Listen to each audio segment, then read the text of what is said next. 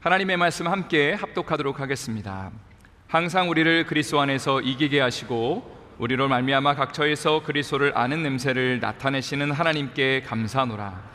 우리는 구원받는 자들에게나 망하는 자들에게나 하나님 앞에서 그리스도의 향기니 이 사람에게는 사망으로부터 사망에 이르는 냄새요 저 사람에게는 생명으로부터 생명에 이르는 냄새라.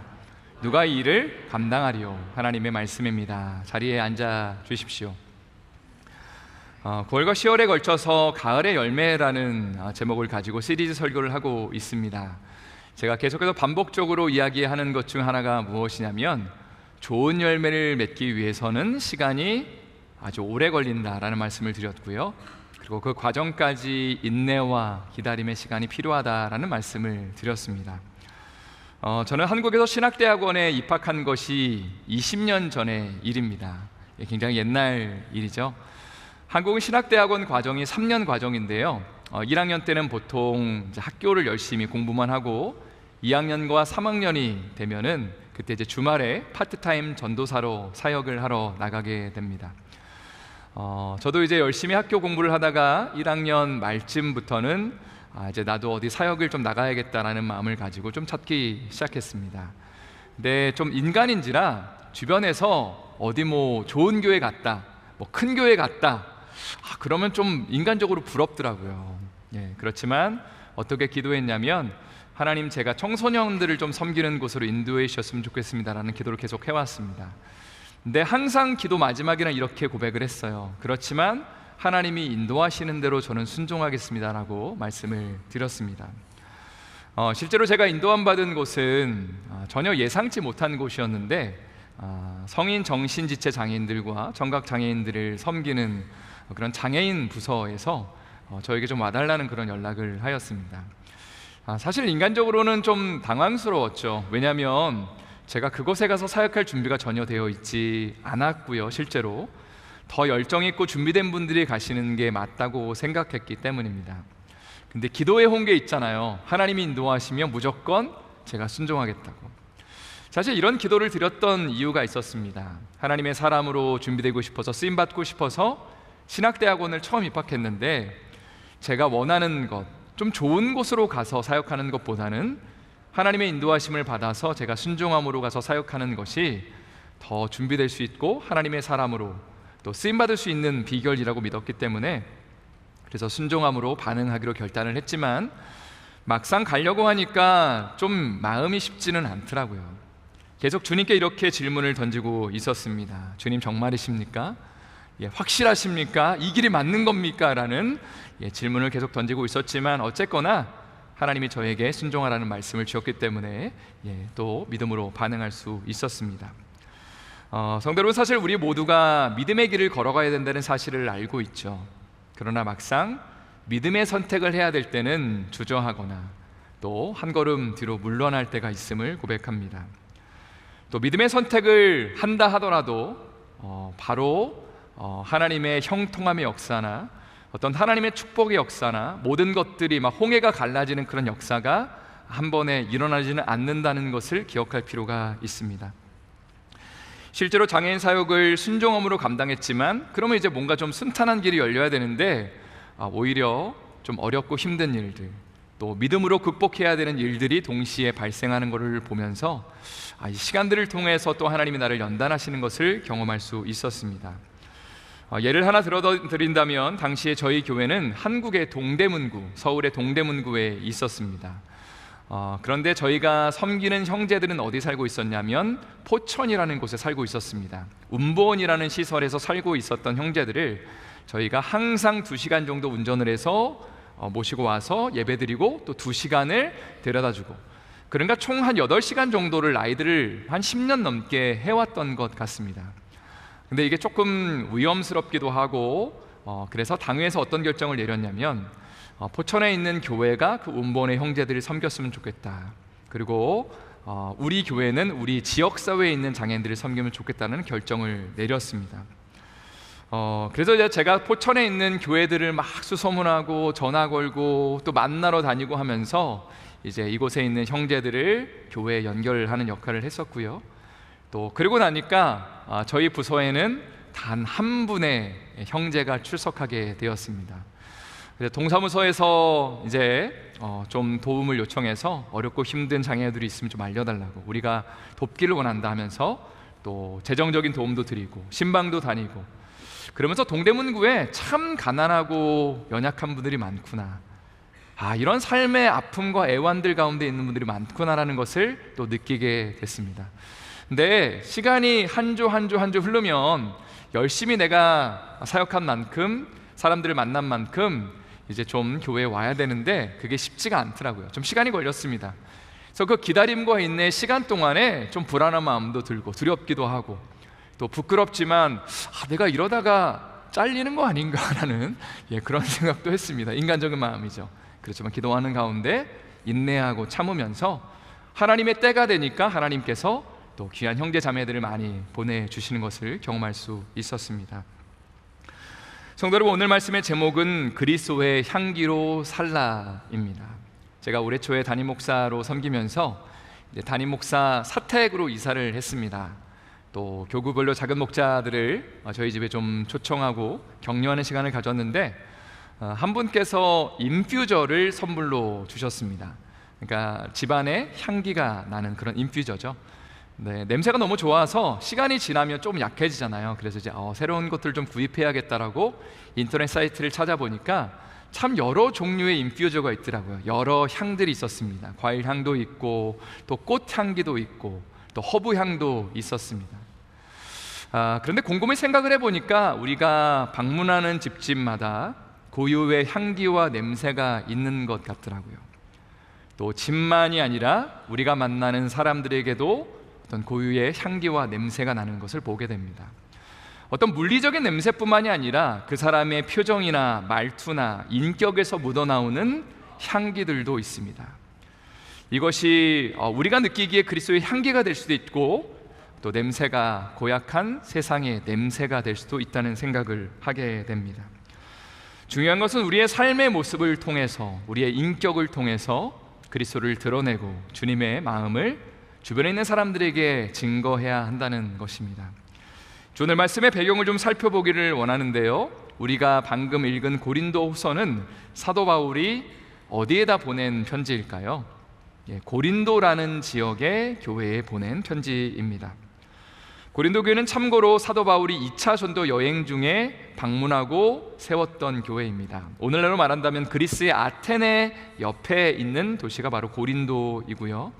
그리고 좀 시간이 지나서 이제 3차 전도 여행 중에 에베소라는 지역에 방문하게 되는데, 거기서 조금 오래 머뭅니다. 한 2년 반 정도를 머물면서 고린도에 대한 소식을 자꾸 듣게 되잖아요. 그러면서 내가 편지로 형제 자매들을 격려해야겠다 하면서 쓴 것이 고린도 전서와 후서라고 보시면 되겠습니다.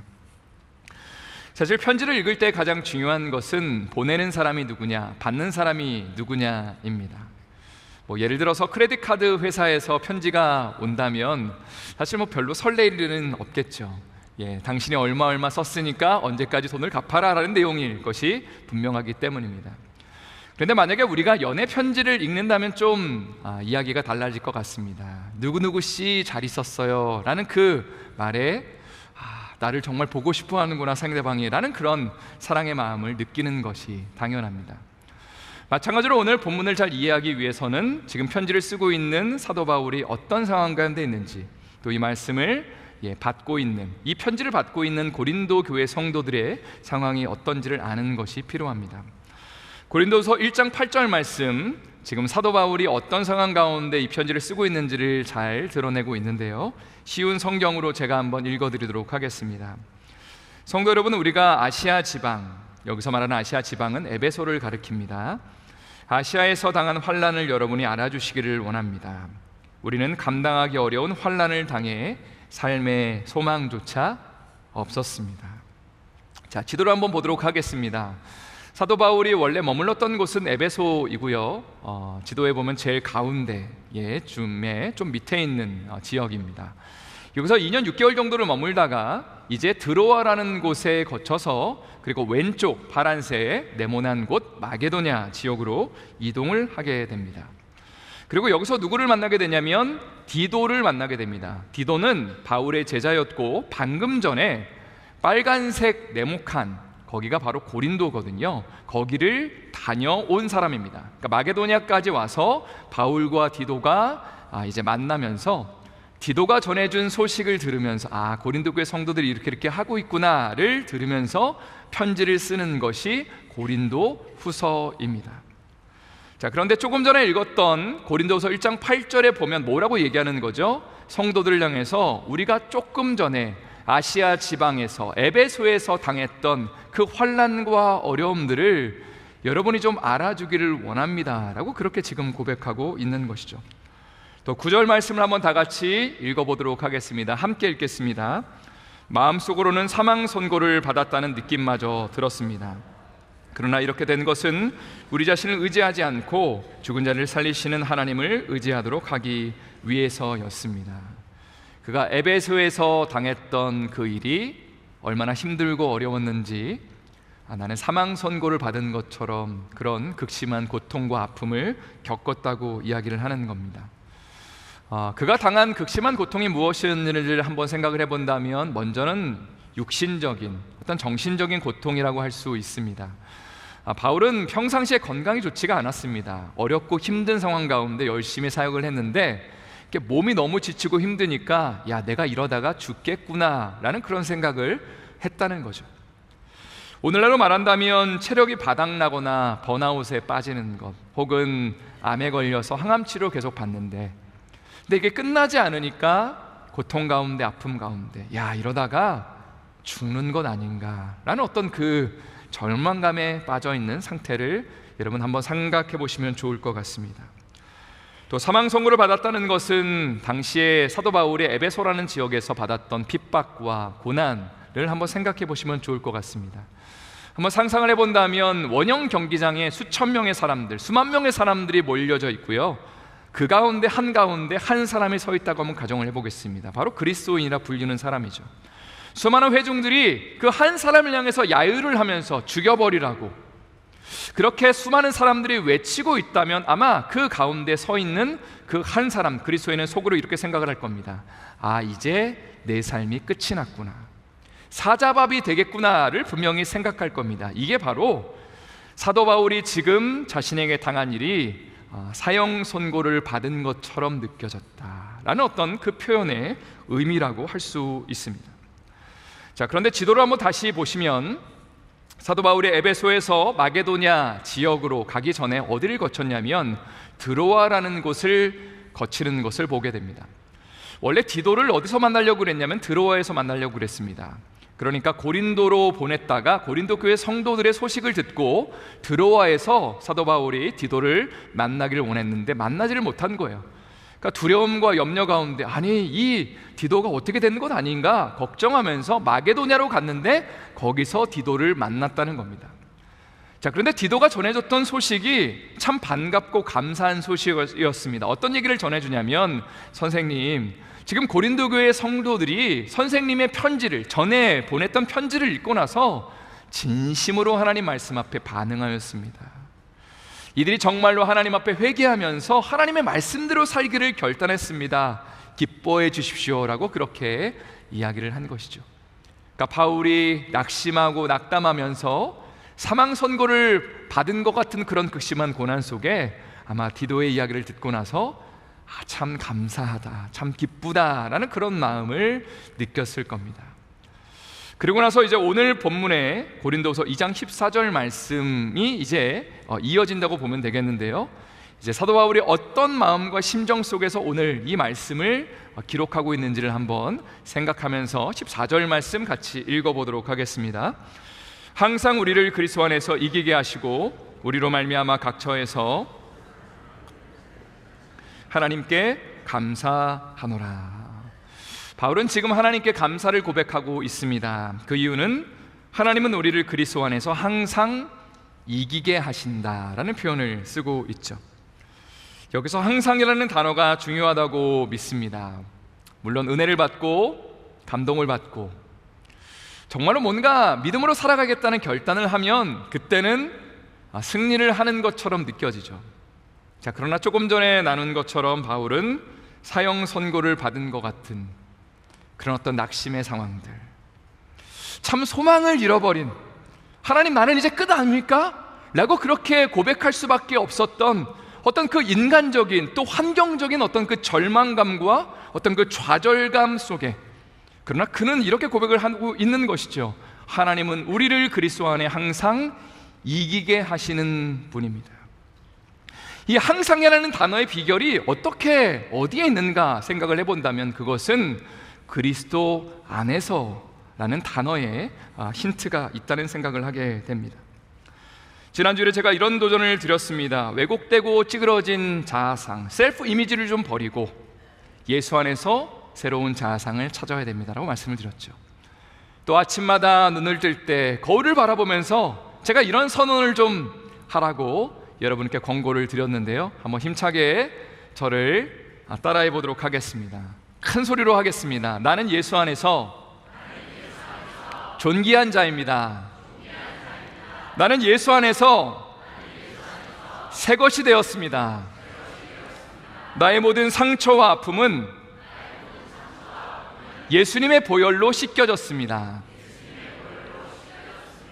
여러분 아멘이시죠? 정말로 아멘입니다. 사실 우리 스스로에게서 삶의 근거와 이유를 찾게 되면 좀 참 불안할 때가 있죠. 잘 나갈 때가 분명히 있습니다. 승승장구할 때가 있습니다. 그럴 때는 어깨에 뽕이 좀 올라가는 거죠. 야, 내가 이만큼 잘났구나, 내가 이만큼 하는구나 하면서 교만하기가 쉽지만, 그러나 일이 잘 풀려지지 않으면 낙심하고 낙담하는 거죠. 우울해지고 불안하기 쉬운 것입니다. 그래서 우리 안에 삶의 근거를 찾아서는 안 되는 것이죠. 오히려 우리 그리스도인들은 예수 안에 새 것이 되었다고 선언한 사람들입니다. 나는 예수 안에 존귀한 자가 되었다고 선언하는 것이죠. 다시 말해 무엇인가를 성취했기 때문에, 혹은 높은 곳에 올라갔기 때문에, 누군가가 나를 알아주기 때문에 존귀하다고 말하는 것이 아니라, 나는 연약하고 부족하지만 예수님이 나를 위해서 죽으시고 부활하셨기 때문에, 그리고 예수님이 나의 왕 되시고 왕이시기 때문에 하나님 나는 존귀한 자가 되었습니다. 하나님 나는 예수 안에서 그래서 항상 승리를 맛보는 자가 되었습니다라고 고백할 수 있는 것입니다. 고린도전서 15장 58절의 말씀도 비슷한 맥락의 말씀인데 한번 다 같이 또 힘차게 읽어보도록 하겠습니다. 시작. 그러므로 내 사랑하는 형제들아, 견실하며 흔들리지 말고 항상 주의 일에 더욱 힘쓰는 자들이 되라. 이는 너희 수고가 주 안에서 헛되지 않은 줄을 알미라. 바울은 이 말씀에서 지금 고린도 교회 성도들에게 이렇게 권고하고 있습니다. 견실하며, 견고하며 흔들리지 말라고, 그리고 항상 주의 일에 힘을 쓰라고. 왜냐하면 너희의 수고가 주 안에서 헛되지 않기 때문에, 하나님 앞에서 온전한 열매를 맺을 것이기 때문에 흔들리지 말라고 그렇게 권고하고 있습니다. 성도 여러분, 저는 주 안에서라는 단어를 참 좋아합니다. 방금 전에 읽었던 고린도전서 15장 58절 말씀에도 주 안에서라는 단어가 있죠. 너희 수고가 주 안에서, 그리스도 안에서 결코 헛되지 않다. 이것은 조금 전에 나눈 것처럼 예수님을 왕으로 모시고 그분을 따라가는 삶을 가리킵니다. 예수님을 섬기기 위해 봉사하며 수고하며 믿음의 길을 걷는 것입니다. 눈에 보이는 대로 사는 삶이 아니라 날마다 눈을 떴을 때에 나는 예수님의 사람입니다, 나는 예수님을 왕으로 모시고 사는 사람입니다 고백하는 것이 주 안에서의 의미이고, 이 주 안에서 우리가 하는 모든 일들, 주 안에서 하는 모든 섬김과 봉사들이 결코 헛되지 않을 거라고, 믿음의 열매로 아름다운 유산을 남기게 될 것이라고 우리에게 도전하고 있는 것이죠. 지난 화요일날 아기학교가 개강을 했습니다. 16명의 아가들, 또 어머니들이 주로 오셨고요, 아버님도 한 분 오셨더라고요. 제가 개강 예배를 가서 이제 말씀을 전하는데 그 전에 이제 율동을 하는 시간을 가졌습니다. 여러분 참고로 저는 율동을 참 좋아합니다. 잘을 못하지만 정말 열심히 따라했습니다. 막 뒤에서, 맨 뒤에서 막 우리 허재현 사모님이 막 이렇게 예수 안에서 이렇게 새롭게 됐다고 막 하고, 그때 막 정말 열심히 따라했는데요. 제가 아기학교를 이제 참석을 하면서 참 감동받은 것이 무엇이냐면, 참 많은 분들이 수고하고 봉사해 주시고 섬겨 주시는 것이 은혜가 되었습니다. 어떤 분들은 물론 이제 현장에 나와서 선생님으로 봉사하시는 분들도 있었지만, 또 상황이 되지 않아서 이른 아침에 음식으로 또 간식으로 섬겨주고 가신 분들도 계셨고, 또 아기 학교가 시작되기 전전날에 오셔서 데코레이션을 하고 가신 분도 계셨습니다. 근데 또 이런 마음이 들더라고요. 아니, 섬기지 못할 상황 가운데 있으신 분들인데 참 이렇게 귀하게 섬겨주시는구나. 참 영혼들을 향한 마음이 정말로 있으신 분들이라는 생각을 하게 됐습니다. 또 지난 목요일부터 토요일까지 PGM 북미권역 선교사 대회를 치르면서 제가 부엌에 참 많이 들락날락 거렸습니다. 그 이유는 뭐냐면 수고하시는 분들을 좀 격려해드리고 싶어서요. 근데 참 표정들이 너무 밝으셨습니다. 물론 몸은 굉장히 지쳐 계셨어요. 여러 가지 힘든 상황이지만 감사함으로 기쁨으로 감당하시는 모습을 보면서 또 너무 큰 감동을 받았습니다. 저는 이런 분들에게 이런 격려를 드리고 싶었습니다. 어떤 거냐면요, 여러분의 섬김이 결코 헛되지 않을 거라는 이야기입니다. 믿음으로 행하는 모든 것이 결코 헛되지 않을 거라고. 고린도전서 15장 58절의 말씀처럼 주 안에서 행하는, 믿음으로 행하는 작은 섬김들, 하나님의 나라와 영광을 위해서 심는 모든 것들이 결코 헛되지 않고 열매로 이어지게 될 것이라고 그렇게 격려를 해드리고 싶었습니다. 또 오늘 말씀을 들으시는 모든 성도님들에게 이런 도전을 드리고 싶어요. 저는 안디옥 교회 안에 하나님의 나라와 영광을 위해 봉사하는 분들이 더 많아졌으면 좋겠습니다. 사실 많은 분들이 염려하는 것 중 하나가 이런 것 같아요. 한번 봉사에 발을 들여놓으면 수렁으로 빠지는 것 아닙니까? 고구마 줄기처럼 이것도 해주세요, 저것도 해주세요, 이런 요청들이 막 들어오는 거 아닙니까? 하면서 처음에 봉사하는 것을 주저하시는 것 같습니다. 근데 이런 것은 건강한 교회의 모습은 아니라고 생각을 합니다.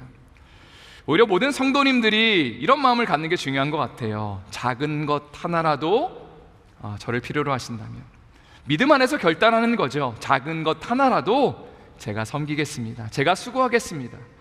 그런데 하나님이 원하시며 기뻐하시는 교회가 세워지고 또 아름다운 열매가 맺혀지는 것이죠. 이러한 은혜와 축복이 우리의 삶에, 또 우리 교회 가운데 넘쳐날 수 있기를 예수님의 이름으로 축원드립니다. 오늘 본문의 14절 말씀의 좀 뒷부분을 좀 살펴보길 원하는데요, 항상 우리를 그리스도 안에서 이기게 하시고, 그 다음에 같이 읽겠습니다. 우리로 말미암아 각처에서 그리스도를 아는 냄새를 나타내시는 하나님께 감사하노라. 여기 보니까 각처에서라는 단어가 등장하는데 everywhere입니다. 그러니까 그리스도를 아는 냄새가 우리가 예배하는 이곳에서만 나는 것이 아니라 우리가 살아가는 모든 삶의 자리 가운데 드러나고 나타내야 된다는 것이죠. 먼저는 우리의 마음 속에 그리스도의 향기가 나타나야 된다고 믿습니다. 때로는 우울하고 부정적인 우리의 마음, 또 내 힘으로는 넘어설 수 없는 내면 속의 깊은 갈등과 또 불안, 또 우울함들, 사도 바울이 고백한 것처럼 사망 선고를 받은 것 같은, 이제는 내 삶에 희망이 도저히 없습니다 라고, 이제는 끝난 것 아닙니까? 절규하는 그 마음 가운데 결국은 예수님을 아는 그 향기, 예수님을 믿음으로 고백하는 그 은혜의 향기가 마음속에서부터 나야 된다는 것입니다. 또 우리 가정과 직장 안에서 깨어진 모든 관계 속에 그리스도를 아는 냄새가 퍼져야 됩니다. 사실 곰곰이 생각을 해본다면 우리는 누군가를 전심으로 사랑할 능력이 없음을 발견하게 되죠. 내 마음은 그게 아닌데 말로 실수하고 상처를 주고, 우리의 배우자들과 자녀들에게 본의 아니게 막 험한 말을 하고, 그 속에서 상대방의 마음이 닫혀지고 깨어지고, 정말 가정이 하나 되지 못하는 모습들을 너무나 많이 보게 됩니다. 그래서 우리에게는요, 어떤 것이 필요하냐면 예수 그리스도의 은혜와 사랑과 긍휼이 필요하다는 생각을 하게 됩니다. 그게 바로 그리스도 안에서의 개념이겠죠. 나는 약하지만, 주님, 나는 내 마음은 너무나 지금 아프지만, 사망 선고를 받은 것처럼 어떻게 해야 될지를 모르겠지만 무릎 꿇고 기도하는 가운데 예수 안에 하나님이 가정을 맡아달라고, 예수 안에 하나님 내 삶도 받아주시고 나의 배우자와 자녀들도 하나님이 책임져 주시고, 하나님 내가 하는 그 말 한마디 한마디가 정말 예수님의 향기를 드러나게 해달라고 고백해야 되는 것입니다. 이런 가운데 하나님이 원하시면 기뻐하시는 그리스도의 향기가 우리의 가정 가운데, 또 우리의 직장, 우리의 또 만나는 모든 그 관계들 속에 드러나게 되는 것이죠. 이제 마지막으로 15절과 16절의 말씀을 한번 다 같이 저희가 읽어보도록 하겠습니다. 15절 16절 말씀 읽겠습니다. 우리는 구원받는 자들에게나 망하는 자들에게나 하나님 앞에서 그리스도의 향기니 이 사람에게는 사망으로부터 사망에 이르는 냄새요 저 사람에게는 생명으로부터 생명에 이르는 냄새라. 누가 이 일을 감당하리요? 저는 16절의 마지막 표현이 참 와닿습니다. 누가 이 일을 감당하겠느냐. 그러니까 앞에서 도전한 것처럼 우리가 가는 곳곳마다 예수님의 향기가 나타나야 되는데 누가 이 일을 감당하겠느냐, 지금 질문하고 있는 거죠.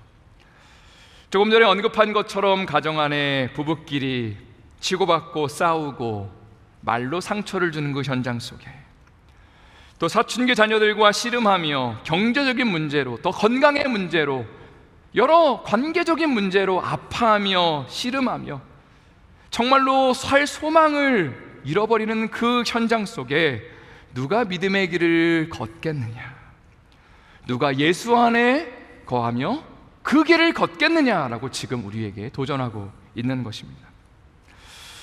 성도 여러분, 저는 지난주에 참 바쁜 시간을 보냈습니다. 일단은 생명의 삶이라는 클래스가 개강을 하면서 화요일 저녁과 목요일 오전에 또 제가 좀 시간을 빼야 됐습니다.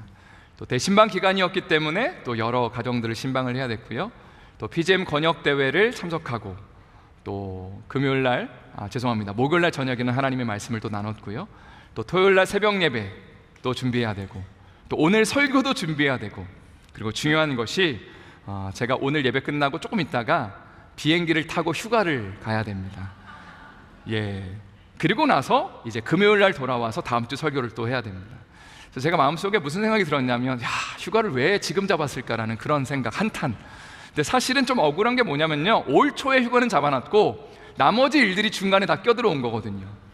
그래서 참 마음이 속상하고 참 바쁘고 분주한 시간들을 보내고 있습니다. 또 이번 주에 뉴욕 맨하탄에서 목회를 하고 계시는 한 목사님과 통화를 했습니다. 근데 그 교회 웹사이트에 들어가 봤는데 참 인간적으로 너무 참 부럽더라고요. 너무 팬시하게 잘 돼 있고, 오늘날의 트렌드에 맞게 감각에 맞춰서 사역들을 막 하는 걸 보면서 그냥 왠지 모르는 좀 초라한 느낌이 들더라고요. 그리고 너무 바쁘고 분주한 가운데 나는 잘하고 있는 건가, 나는 지금 뭐 하고 있는 건가라는 그런 마음이 들었습니다. 그런데 기도하는 가운데 하나님이 이런 질문을 던지셨어요. 재영아, 너의 삶의 자리에서 내가 너에게 허락한 삶의 그 컨텍스트 안에서 그리스도의 향기로 살아가는 것이 뭐라고 생각하니? 라고 주님이 저에게 질문하셨습니다. 모든 목회자들이 꿈꾸는 사역들은 이런 거겠죠. 이렇게 했더니 많은 부흥이 있었습니다. 이렇게 했더니 교회가 정말로 어마어마하게 부흥했습니다 라는 그런 이야기를 아마 듣고 싶을 겁니다. 그러나 이런 것들이 하나님이 저에게 요구하시며 원하는 것은 아니라는 생각이 들었어요. 오히려 피곤하고 분주하고 바쁜 가운데, 또 때로는 열매가 잘 보이지 않는 그 삶의 현장들 속에 결국 한 영혼을 위해 무릎 꿇고 하나님 앞에 엎드리며 기도하는 것이 아닌가라는 그런 마음을 부어주셨습니다. 사실 기도하는 가운데 하나님이 이런 마음을 부어주세요. 우리 가운데 아프고 연약하고 마치 사망 선고를 받은 것 같은 그런 정말 고통 가운데 있는 성도들이 많이 계십니다. 근데 그들을 위해서 기도하면서 무릎 꿇으며 이런 마음이 들어요. 하나님, 제가 할 것은 기도밖에는 없습니다. 하나님, 제가 이들을 위해서 할 수 있는 게 아무것도 없습니다. 어떻게 해야 됩니까? 라는 그런 안타까운 마음을 가지고 기도하며 하나님의 은혜를 구하고 있는 것이죠. 근데 하나님이 그런 마음을 주세요. 재영아, 그렇게 하는 것이 내가 기뻐하는 거다. 하나님의 나라와 영광을 위해서 사는 것이 내가 원하는 거다. 나는 부족하고 연약하지만 어떤 성취와 어떤 사역의 겉모습을 가지고 우리의 삶의 가치를 평가하는 것이 아니라 바로 내가 예수 안에서 오늘 하루를 살아갔는가. 나는 부족하고 연약하지만 예수 안에 나는 죽었습니다. 주님, 내가 사는 것이 아니라 주님이 사는 겁니다. 주님이 내 삶을 다스리는 겁니다 라고 고백하면서 무릎 꿇으며 믿음의 삶을 살아가느냐로 우리의 삶의 가치가 평가된다고 주님이 그렇게 저에게 말씀하시고 그리고 저에게 도전하시는 것을 느낄 수 있었습니다. 마지막으로 성도 여러분께 이런 질문을 드리고 싶어요. 우리가 교회 안에서 예수님의 향기를 드러낸다는 것이 무엇을 의미할까요? 물론 좋은 옷을 입고 또 명품을 딱 하나 이렇게 차고 그리고 좋은 향수를 뿌리고 와서 나의 향기를 드러내겠다라고 그렇게 생각하는 분들도 있을 겁니다. 또 어떤 분들은 우리 아들이 이번에 하버드 갔어요 라는 그런 자랑들, 또 이렇게 했더니 사업이 대박이 났다고 그렇게 말을 하는 것이 우리의 삶의 향기라고 생각할 수도 있죠. 그러나 하나님이 우리에게 원하시는 것은 다음과 같은 고백이죠. 어떤 상황과 환경에 있든지 상관없이 나는 예수님 바라보며 살아가겠습니다. 몸도 약하고 경제적으로 힘들고 자녀의 문제로 인해서 참 답답하고 가슴을 치며 통곡하며 애곡하는 상황이지만 오늘 본문에서 사도 바울이 묘사한 것처럼 그 천하의 사도 바울도 내가 사망 선고를 받은 것처럼 힘들었다고, 정말로 어떻게 할지를 알지를 못했다고, 그러나 그 속에서 승리를 주시는, 예수 안에서 나에게 승리를 주시는 주님을 바라본다고 고백하면서 하나님 앞에 나아가는 것, 그것이 우리 성도들의 삶의 자리 가운데, 우리의 가정 가운데 하나님 믿음으로 고백하며 결단하며 그 믿음을 실천하며 드러내는 것, 그리고 나는 그리스도 예수의 사람입니다, 인간적인 환경과 상황을 가지고 사는 것이 아니라 주님 바라보며 살겠습니다 고백하고 결단하는 것이 우리가 삶의 자리에 드러나야 되는 그리스도의 향기이고 믿음의 향기라는 사실입니다. 이러한 믿음의 고백과 결단이, 또 이런 믿음의 고백과 결단 속에 하나님이 허락하시는 아름다운 열매가 넘쳐날 수 있기를 예수님의 이름으로 축원드립니다. 예수님의 이름으로 다시 한번 축원드립니다.